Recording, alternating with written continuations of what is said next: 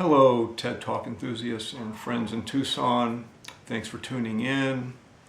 A year ago, I was one of the finalist speakers for TedxTucson for 2018, but in the months before that, some things didn't quite work out, and so an alternate took my place. But I spent a lot of time and energy preparing a message, and I believe the message was actually perfect for 1 year ago. Because the theme was connecting the dots. And I just see a lot of things converging with what I'm going to share with you. And it's even true now, even a year later, the same message is still very timely. So that's why I'm calling it the TED Talk that coulda, woulda, shoulda been.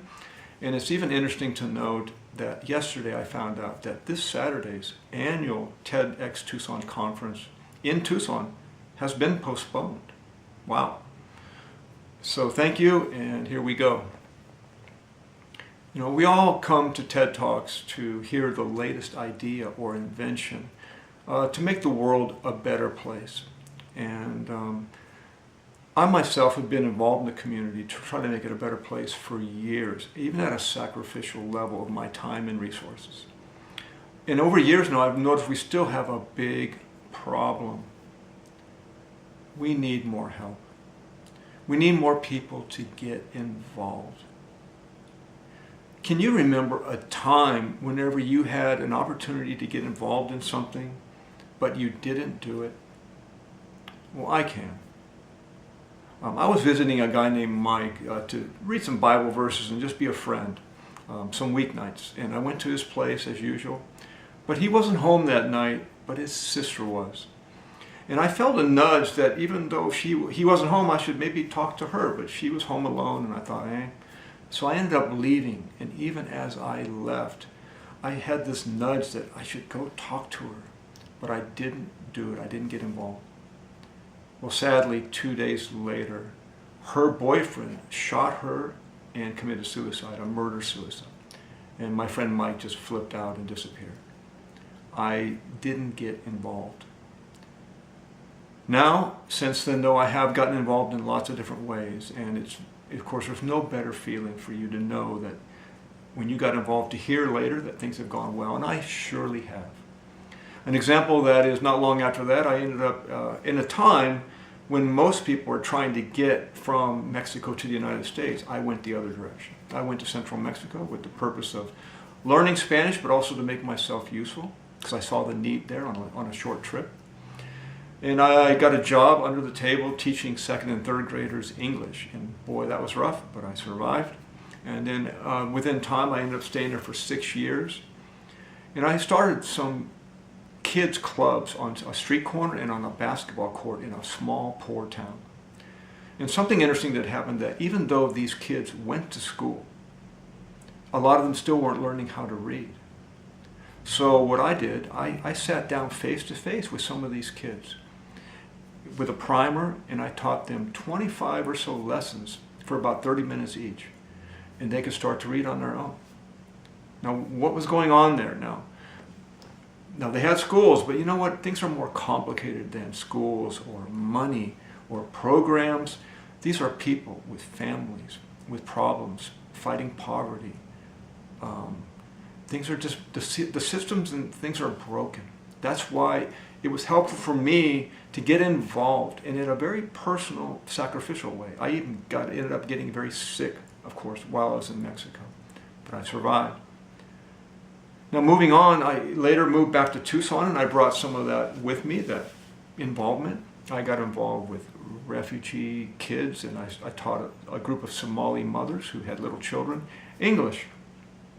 And it was nice to know that some good came out of that. Even some of their daughters went on to go to the university, and maybe I had an influence on their families to resist the cultural norm of giving it away your daughter to be married when she's 16 years old. And also just getting involved personally in a sacrificial way. I also had a roommate in my house for about 10 years who was bipolar. At one point, he did hundreds of dollars of damage in my home, but I let him continue. I gave him another chance and let him stay. So I got involved. Why is that significant? Well, now moving on to a more city level, what happens to cities if people do or don't get involved? Well, what happened about 8 years ago this month in Tucson, Arizona? We just remembered it last weekend, the Beyond Remembrance. Well, a young man named Jared Loeffner took a gun and walked into a Safeway parking lot and shot a bunch of people, including Gabrielle Giffords.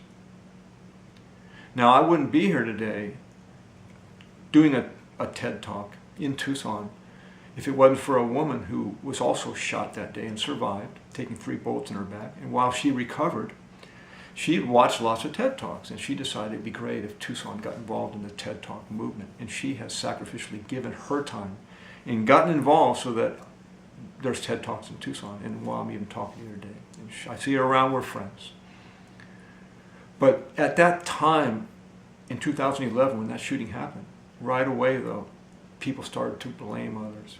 People blamed the mental health care system. People blamed the gun laws. People blamed the people of the other political party. There was this idea of a lack of civil discourse. There were money and programs to teach people civil discourse. That's going to fix everything. But I asked you, what was the problem? We, Tucson, we were the problem. That happened in our backyard. We were not involved enough with our people, our neighbors. And Jared Loeffner dropped through the cracks. Where were we? Where were we in his school, in his neighborhood? Why couldn't somebody become friends with him? Okay? That's what I mean. We need to get more involved so people don't fall through the cracks, get isolated, and become extreme in whatever they're doing. So now Tucson, this is our time to rise up. We're a city that has more nonprofits and probably money going to causes and programs than any other city per capita in the country. But we still have lots of problems because we need people to get more involved. That means sacrificially, that means with your own time, your own money, but also your time, your presence, face to face. Get involved with people who are hurting. What happens if we don't do that? What has happened in the United States now? Let's think more broadly. Look where we are right now in January of 2019, years later. How are we doing with our civil discourse? How about the presidential election a couple of years ago? Wow, or just this past November with the congressional elections. We haven't gotten better. We've gotten even worse. We've even gotten even worse, I think, as a culture, to blaming others. It's even a social media craze now for people just to be ranting about people they don't even know. They don't know personally. Human beings, not knowing their whole story, but just calling people names and cursing them. My friends, we have to stop that. We have to get involved, and I mean involved personally. Not involved carrying a sign maybe or being mean. You know, there's all kinds of problems, I understand. But I'm here in Tucson, and I just want to suggest to you that we're already watching that more money, more laws, more blame is not going to fix our problems. We need more good people like you and me to get involved. And when you get involved, you're going to change others, and we're going to move people over and get more people to the top where better people can get elected, better people can be in our schools, and more people will not fall through the cracks, and we'll have less shootings. We'll have less uncivil discourse. But it's going to start with you and me leading the way and being an example for others. So this is the short version of this TED Talk. I'm going to try to make a longer one because this is actually connecting more dots than that even, and some more bizarre things have happened. But thank you for tuning in, and I just appreciate what you're doing for our country and society and our city of Tucson. Thank you.